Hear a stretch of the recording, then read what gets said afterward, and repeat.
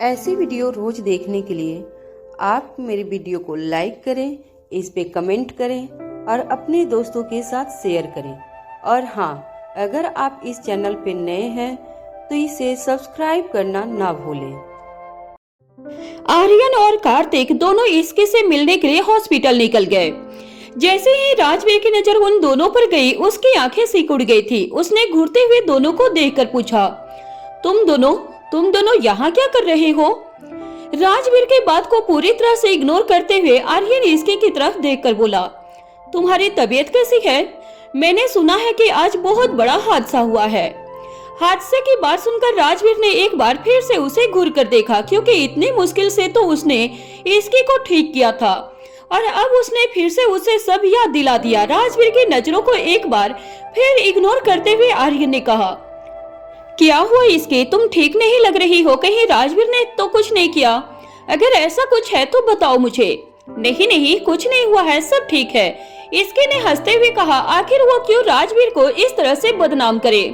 अब तक खामोश खड़ा कार्तिक वहां आया और आर्यन को पीछे करते हुए बोला, तुम हटो यहाँ से, बिना बात के उसे डरा रहे हो। क्या कहा तुमने? मैं उसे डरा रहा हूँ? कुछ भी, मैं तो उससे बस पूछ रहा हूँ कि वो कैसी है। तुम सबको तो बस ऐसे ही लगता रहता है। अपनी बात बोलने के बाद आर्यन ने एक बार फिर से इसकी की तरफ देखने लगा। वहीं राजवीर दोनों को बस घूरे जा रहा था। दोनों ने कुछ देर तक इसके से बातें की और उसके बाद वहां से चले गए थे। उनके जाने के बाद इसकी बोली, राजवीर आपको क्या हो जाता है? आप जब भी उन दोनों को देखते हो तो इतने अजीब तरह से बिहेव क्यों करते हो? इसके के बात सुनकर राजवीर ने बड़े प्यार से कहा, वो इसलिए इसकी क्योंकि मुझे दोनों एक साथ में तो बिल्कुल पसंद नहीं है। तुम नहीं जानती, एक साथ दोनों के दिमाग में कुछ न कुछ चलता ही रहता है। ऐसा आपको लगता है, मुझे तो ऐसा कुछ नहीं लगता। मुझे तो दोनों में बहुत अच्छे लगते हैं। हाँ, तुम्हें तो अच्छे लगेंगे, आखिरकार तुम्हारे ही तो भाई हैं। राजवीर ने अपने मन में बुदबुदाते हुए कहा। इसके के सामने बोलने की उसकी हिम्मत थोड़ी न थी। राजवीर को चुप देखकर इसकी बोली, अब आप चुप क्यों हो गए? बोलिए ना। नहीं, मुझे कुछ नहीं कहना, मुझे बस ऐसे ही तुम्हारे पास रहना है। इतना बोलते बोलते राजवीर शांत हो गया था। उसके खामोशी से कंफ्यूज हो इसकी भी खामोश रही। रात के करीब 12 बजने वाले थे। इसकी को नींद नहीं आ रही थी। अब जाकर उसे एहसास हो रहा था कि उसे हॉस्पिटल में रुकना ही नहीं चाहिए था, पर अब वो क्या करे? जिद भी तो उसी की थी। अब तो वो इस बारे में राजवीर को भी नहीं बोल सकती थी। वह दुखी थी, बेड पर बैठी थी। वहीं राजवीर का पता नहीं कहाँ चला गया था।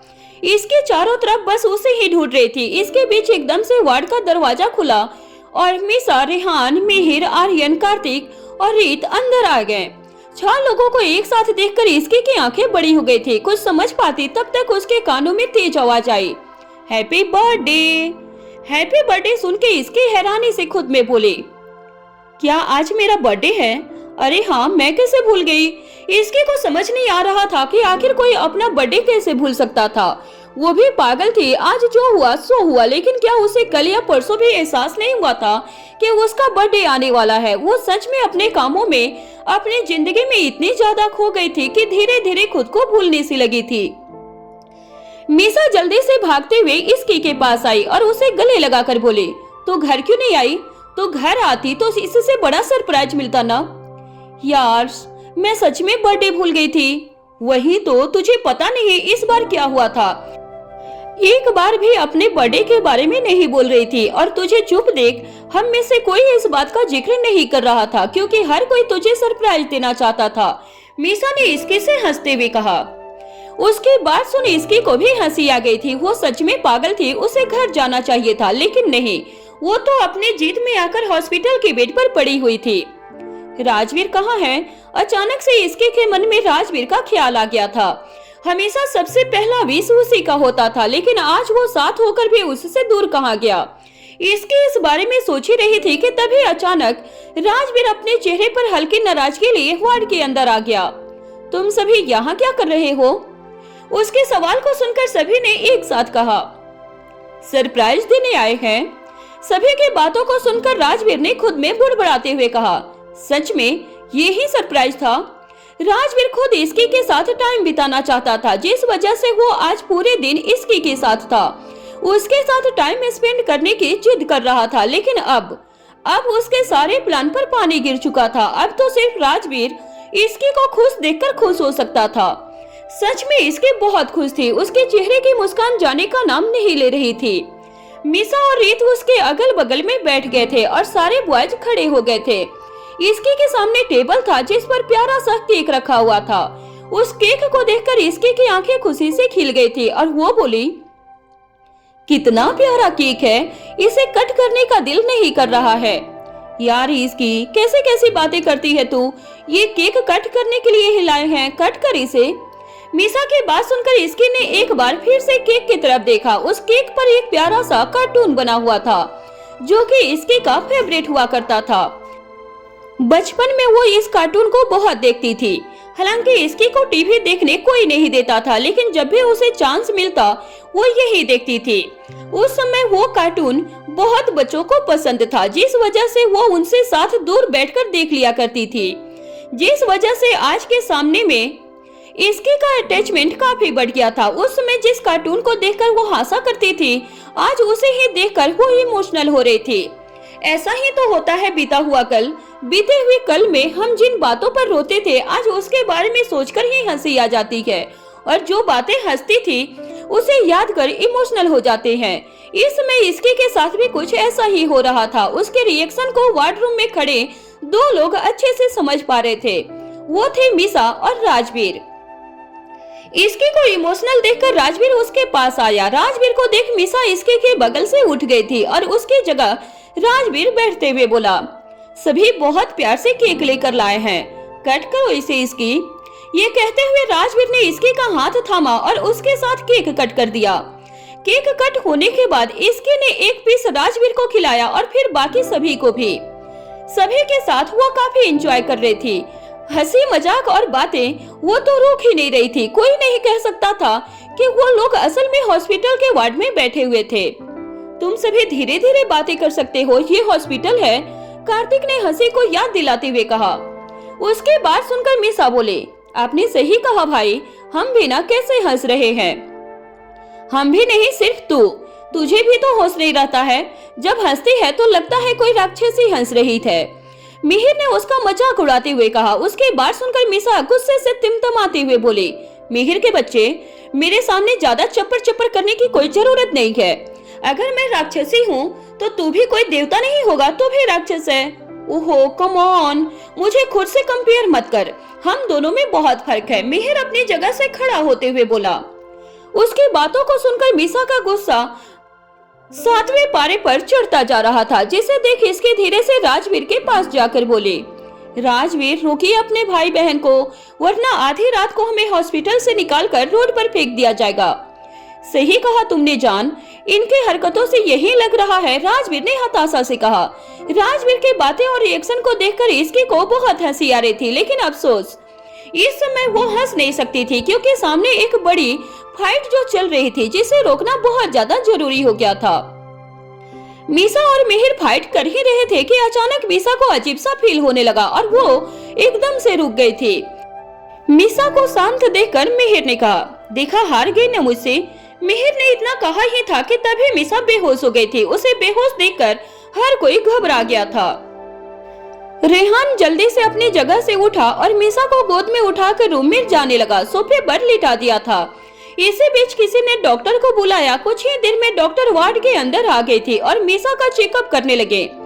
जब तक मीसा का चेकअप हुआ तब तक सभी के चेहरे पर टेंशन था। किसी को समझ नहीं आ रहा था कि आखिर मीसा को क्या हुआ है। चेकअप पूरी तरह से करने के बाद डॉक्टर ने कहा, इनका बीपी लो हो गया है। मुझे लगता है जैसे ये काफी समय से स्ट्रेस ले रही हैं। एक बार हमें इनका फुल बॉडी चेकअप करना होगा, उसके बाद ही हम कुछ बता पाएंगे। डॉक्टर की बातों को सुनकर सभी के चेहरे पर परेशानी की लकीरें आ गई थी।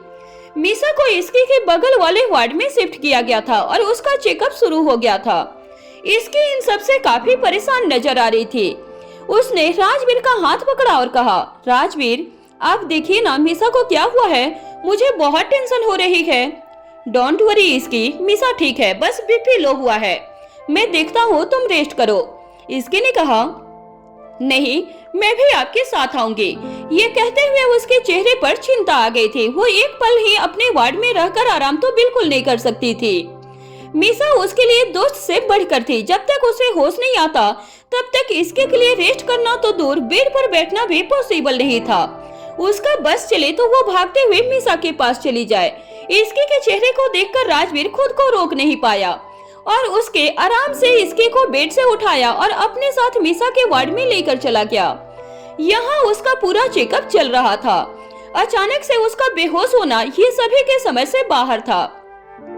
रेहान परेशान सा मीसा के बगल में बैठा हुआ बस डॉक्टर को काम करते हुए देख रहा था।